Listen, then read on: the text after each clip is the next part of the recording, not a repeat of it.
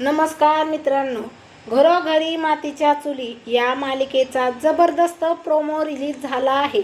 या प्रोमोमध्ये आपल्याला पाहायला मिळेल की अवंतिका आता कोर्टाला सांगत असते की मिसेस ऐश्वर्याने मकरंदचा खून केलेला नाही आणि या संदर्भात साक्ष देण्यासाठी मी इथं बोलवत आहे जानकी रणदिवे यांना, कारण त्यांनी सगळं पाहिलं आहे, त्यांना सगळं सत्य माहीत आहे। त्यानंतर अवंतिका आता जानकीला कोर्टात बोलवते। साक्षगृहात जानकी आल्यानंतर सगळ्यांना असं वाटतं की ती ऐश्वर्याच्या बाजूने साक्ष देणार आहे।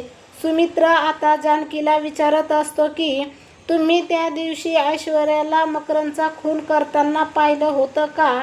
तर जानकी ऐश्वर्याकडे बघत होकार देते, हो मी पाहिलं होतं, मकरंदला ऐश्वर्यानेच मारलं आहे।